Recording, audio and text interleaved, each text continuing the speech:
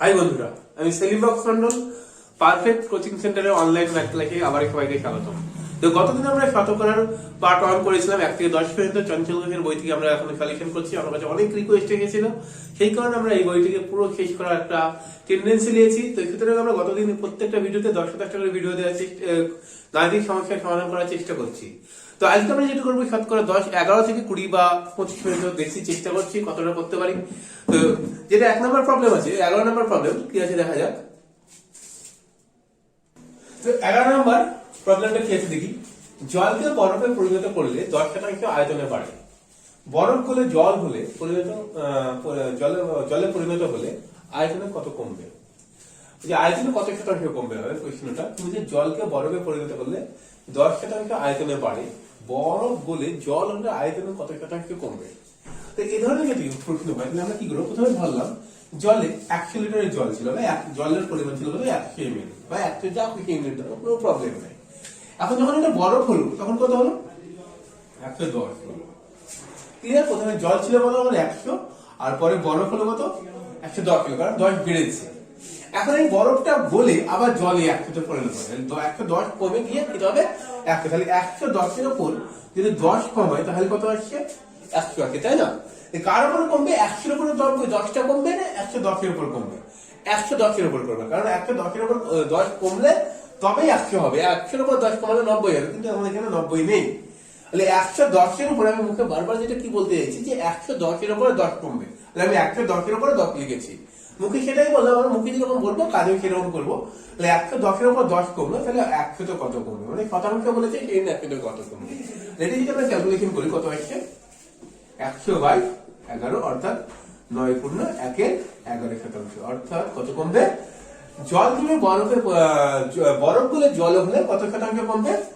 9.1/11 কমে যাবে। তাহলে কি করলাম? প্রথমে বরফটাকে আমি জলটাকে ধরে নিলাম 100 ছিল, জলের পরিমাণটা কত ছিল? 100। যখন জলটা জমে বরফ হলো তখন আয়তনটা কত হলো? 110 হলো। এখন আবার বরফটা গলে আবার জলে হবে, তাহলে জল নিশ্চয়ই কমবে না, আয়তন আবার 100 চলে যাবে। তাহলে 110 থেকে কমে 10 কমে আবার 100 চলে যাবে। তাহলে 110 এর উপরে 10 কমালাম ইন্টু 100, তাহলে কি হলো? 110 এর উপরে, তাহলে 100/11 ইন্টু 9.1/11, কত হলো অ্যান্সার? 9.1/11। 12 নম্বর প্রবলেমটা কি বলছে? কোন সংখ্যার 60% 30 হলে সংখ্যাটি কত? তাহলে কোন সংখ্যা পুরো সংখ্যাটা বলতে কত পার্সেন্ট বোঝা? 80%। তাহলে আমাদের কি বলছি? 60% মানে হচ্ছে কত? 30। তাহলে পুরো সংখ্যা বলতে কত বোঝানো বোঝাবে? 100%। তাহলে 100% কত লিখে দেবো? প্রথমে 30 লিখবো, গুণচিহ্ন দেবো, একটা দাগ দেবো। তখন তুমি এরকম যদি স্ট্রাকচার করি, জিজ্ঞাসা চিহ্নের ওপরে যেটা থাকবে সেটাকে আগে লিখবো, গুণচিহ্ন দেবো, একটা দাগ দেবে। এইবার চিন্তা ভাবনা করবো উইদাউট চিন্তা ভাবনা, কোনো ফর্মুলা মুখস্থ করার দরকার নেই, জাস্ট একটু প্র্যাকটিক্যাল চিন্তা ভাবনা করবো আমরা। 60% যদি 30 হয়, তাহলে 80%টা বেশি হবে না কম হবে? অবশ্যই কোনো জিনিসের 60% মানে হচ্ছে কত? 30। তাহলে 80% আমরা অবশ্যই বেশি হবে। তাহলে মুখে কি উচ্চারণ করলাম? বেশি। মুখে যেটা উচ্চারণ করবে সেটা হবে উপরে। তাহলে উচ্চারণ এই দুটোর মধ্যে বেশি কোনটা? 100, নিচে হবে 60। তাহলে কি বললাম আর একবার বলছি, 60% যদি কোনো জিনিসের 60% যদি 30 হয়, তাহলে সেই জিনিসের 100%-এর মানটা নিশ্চয়ই বেশি হবে। তাহলে মুখে কি উচ্চারণ করছে? বেশি হবে। তাহলে এদের মধ্যে বেশি কোনটা? সেটা হচ্ছে উপরে। মুখে যেটা উচ্চারণ করবে সেটা হবে উপরে এবং অন্যটা হবে নিচে। এবার এটা ক্যালকুলেশন করি, 2.50, 30 দ্বিগুণে 60, 50 দ্বিগুণে 100। অ্যান্সার কত হলো? 50। অ্যান্সার হলো কত? সংখ্যাটা 50। বলছি কোন সংখ্যার, এটা হচ্ছে 13 নম্বর, সরি 13 নম্বর প্রবলেম, যে কোন সংখ্যার 26/2 এর 3% 164 সংখ্যাটি কত? এটা পূর্ণ ভেঙে কত হচ্ছে? 3 26 কত হয়? 85, 78, 80/3, তাই তো? এত শতাংশ সমান কত বলছে? 164। তাহলে আমরা এইভাবে করতে পারি, অথবা আমি যদি ধরে নিই সংখ্যাটা x ধরে নিলাম এবার, তাহলে এই x এর 80/3% সমান কত? 164। কি বললাম? সংখ্যাটা ধরলাম x, তার 80/3% সমান 164। এখন এর আগে তুমি বলেছিলাম শতাংশ তুললে, আর পার্ট আমি দেখতে পাবে, শতাংশ তুললে 100 নিচে হবে, সমান কত? 164। এখন এটা কাটি, 4×20 80, 5×20 100, 4 দিয়ে কাটলে হবে 4×4 16, 4×1 4। কি করলাম? 4×20 80 আর 4×5 5 কুড়ি 100। এখন 4 দিয়ে কাটলাম, 4 4 16, 4 1 4। এখন এটা দিয়ে এটা গুণ করবো তাহলে আমরা x ইকুয়াল টু 41 গুণিত 15। এই গুণটা কত হচ্ছে এবার দেখে নিই। তাহলে 4 × 9 60, 600 প্লাস 15, তাহলে কত হলো 615।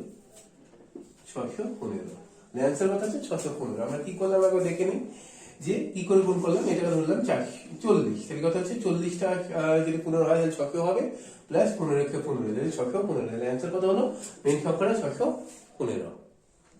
14 নম্বর প্রবলেমটা কি বলছে, 1 টনে কত শতাংশ 1 কুইন্টাল 25 কেজি। তাহলে 1 টন মানে কত কেজি, 1000 কেজি। 1 টন মানে 1000 কেজি এর 1 শতাংশ সমান হলো 1 কুইন্টাল মানে 100 কেজি, তাহলে 1 কুইন্টাল 125 মানে 125 কেজি, দুটো কেজি সমান হলো। তাহলে কি হলো 1000 কেজি এর x/100 ইকুয়াল টু 125। ওকে, এবার কাটাকাটি করে দুটি শূন্য কেটে দিলাম। x ইকুয়াল টু 125/10 সমান হচ্ছে কত, 12.5 শতাংশ। দশ দিয়ে ভাগ করলে কি হয়, 1/11.5। কোনো জিনিসকে যদি 10 দিয়ে ভাগ করি তাহলে 1/11.5। তাহলে কি করলাম আমরা দেখাচ্ছি, 1 টন সমান ধরলাম 1 টন সমান কি আছে 1000 কেজি, তার কত শতাংশ ধরলাম 1 শতাংশ। 1 কুইন্টাল মানে 100 কেজি প্লাস এদিকে 25 কেজি, তাহলে কত হলো 125 কেজি। এখন কত শতাংশ তুললে, আমি বারবার বলছিলাম শতাংশ তুললে নিচে 100 হয়। 100 দুটি শূন্য কাটলাম, এই দুটি শূন্য কাটলাম, এটা দিয়ে কাটলাম না, কাটলেও কাটতে পারি, আবার কাটলে প্রবলেম হবে। সেখানে 10 টাকা দিয়ে 125কে ভাগ করলাম প্রথমে, 12.5 শতাংশ। বলছে কোন সংখ্যায় 12.5 শতাংশ 20 হলে ওই সংখ্যায় 60 শতাংশ কত হবে। কি বলছে, কোন সংখ্যায় 12.5, তাহলে 12.5 আমি এইভাবে লিখতে 12.5 শতাংশ লিখতে পারি, তখন কত 20। তাহলে ওই সংখ্যায় 60 শতাংশের সমান কত। আমরা এইভাবে করতে পারি, কোনো প্রবলেম নেই, একটা এক রকম হবে, যে কোনো নিয়ম একটা ফলো করলেই হবে।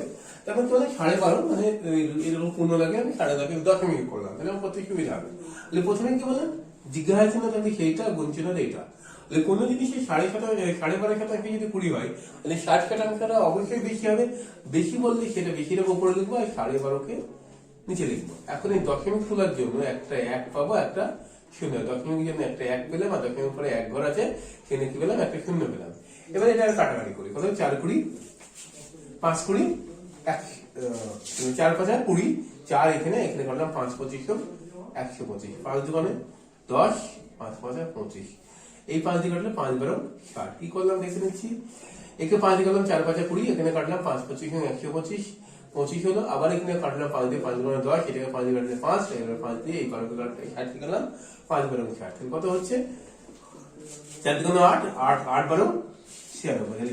কত হলো, এই 60 শতাংশ মানে হচ্ছে কত, কোন সংখ্যা যদি 12.5 শতাংশ 20 হয়, সেই সংখ্যায় 60 শতাংশ কত হবে 96। তাহলে অ্যান্সার কত হলো 96। 16 নম্বর প্রবলেমটি কি বলছে, কোন সংখ্যার 35 শতাংশ 105 হলে ওই সংখ্যার কত শতাংশ 100। তাহলে কি বলছে, 35 শতাংশ কত হচ্ছে 105 হচ্ছে, তাহলে ওই সংখ্যার 100 হবে কত শতাংশ। প্রশ্নটা কি বলছে, 35 শতাংশ যদি 105 হয়, তাহলে 100 মানে কত শতাংশ, তাই তো। তাহলে 100 মানে কত শতাংশ, কোনটা নিচে জিজ্ঞাসা আছে, শতাংশ 35 এর নিচে 35 লিখলাম, ইন্টু 100 এইভাবে রাখলাম। কি বলছে, যেটা জিজ্ঞাসা ছিল তাহলে সেটা আগে লিখবো, গুণ চিহ্ন দেবো। এইবার চিন্তা ভাবনা করবো যে কি হবে। তাহলে 105 এর মান যদি 35 শতাংশ হয়, তাহলে 100 এর মানটা নিশ্চয়ই কম হবে। কি বলছি দেখো, 105 এর মান হচ্ছে 35 শতাংশ, তাহলে 100 এর মানটা নিশ্চয়ই কম হবে। তাহলে কম হলে কমটাকে উপরে দেবো, আর বেশিটাকে নিচে দেবো। এখানে মুখে কম বলেছিলাম, সেই কমটা উপরে, এখানে বেশিটাকে নিচে। এবার কাটাকাটি করতে হবে, এটি যদি কাটি 3 35 105 হয়, তাহলে কত হলো 100/3 সমান 33 পূর্ণ 1/3 শতাংশ।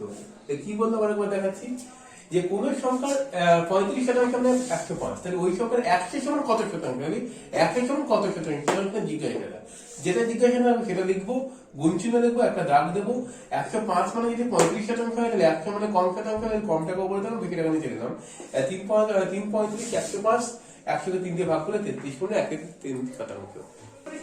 17 নম্বর প্রবলেম হচ্ছে 1 কেজি চায়ের মূল্য 25 শতাংশ বৃদ্ধি পায় 12 টাকা বৃদ্ধি পায়।